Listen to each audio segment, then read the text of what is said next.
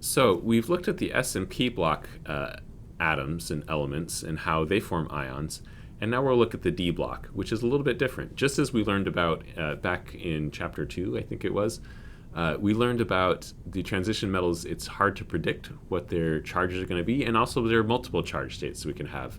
And so for some elements, it's not always clear what their charge is going to be.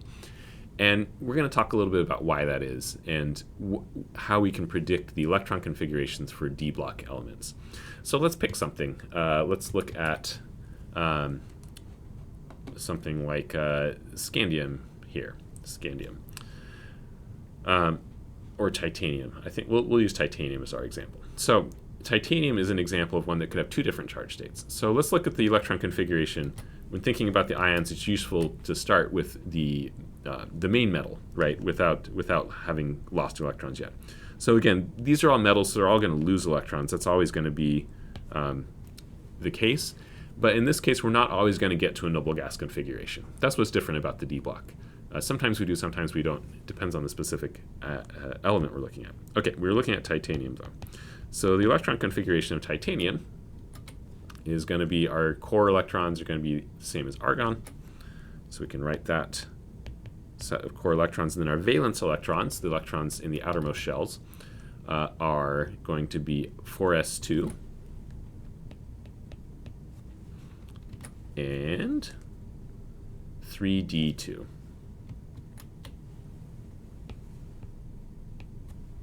Okay. Now, there's some different ways that we could lose electrons here. And this helps to explain why we get different charges for titanium. So in general, in these transition metal D block elements, you will first lose the s electrons. Another way to think about it is lose the lowest, or the highest n, the highest n electrons first.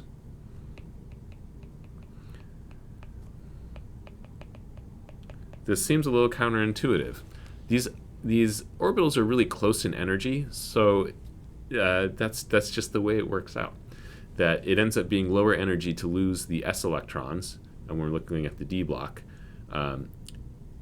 Easiest to lose those s electrons first, or the higher n values, the n equals 4, because those electrons are a little bit further away from the nucleus than it is to lose the d electrons. So titanium, we can form a 2+ ion where we lose our s electrons. And so titanium 2+ would have the electron configuration argon 3d2. Titanium also forms a 4+ ion, in which those last two electrons in the 3d orbitals are lost, and we just get the core electrons left behind.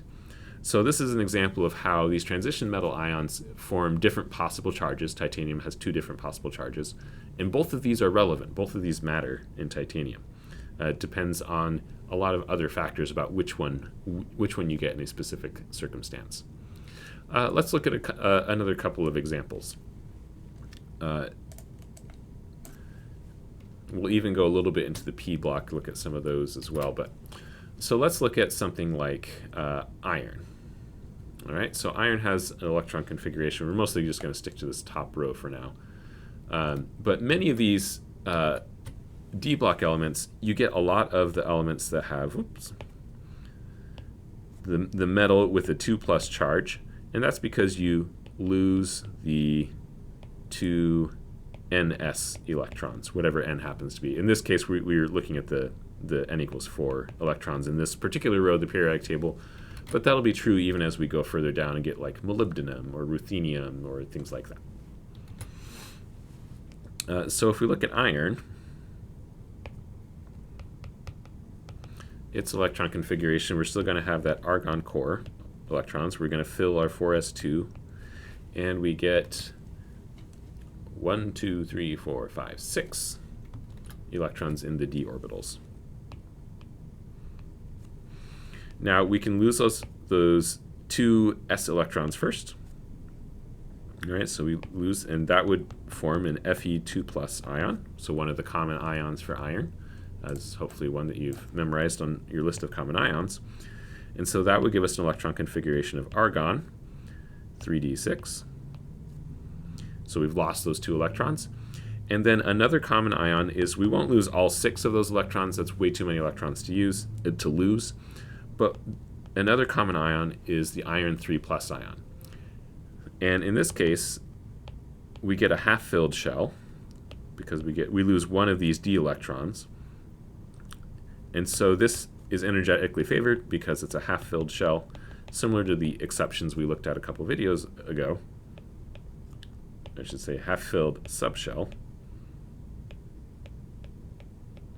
Half-filled set of orbitals, the d orbitals, and that is energetically favored. So that is another possibility we can have here. So that's just the general trend, is that you can justify sort of the specific charge state. So we get a lot of +2 charge states because of losing the 2 s electrons. We also get some additional charge states because there are some other things where we get energetically favored things, either empty d shell or a half-full d shell or a completely full d shell. One last thing I want to just look at is some of the metals that are not in the d block, but just to the right of it. So coming over here to something like tin, so Sn. So tin, let's write its electron configuration. So tin, neutral tin, not an ion, will have a krypton core. And then we're in the 5th row of the periodic table now. So we're going to fill in the 5s orbitals, 5s2. We're going to fill in the 4d orbitals, and we'll have 10 full electrons in there. And then we're going to fill in the 5p, so we'll have 2 electrons in the 5p orbitals. All right, so that's the electron configuration of neutral tin. Now, again, we're going to lose from the highest n values first. And this is why I wanted to bring up this one. In this case, we actually lose the p electrons first. So we take the highest L value and the highest N value that's available to lose electrons from. So we can lose 2 electrons, and we can form a tin 2+ ion. And so we would write that electron configuration as being, whoops, not S, but 5s2, 4d10. And again, similar to some of our other examples here, there are other charge states we can have, and then the next possible one would be tin 4+.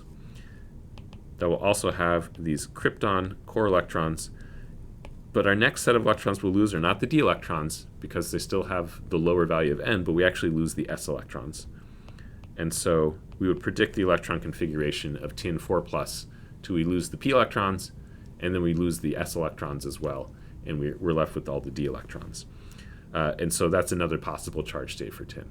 So just sort of justifying this, right? We're going to lose the s electrons first, we're going to lose the p electrons first, and then we're left with a filled d shell, and so we won't lose any additional electrons beyond that. So that's the basic ideas behind the electron configurations of ions in the transition metals. It can get a little tricky, but we'll look at some additional examples in class, and you'll get some more chance to practice with this.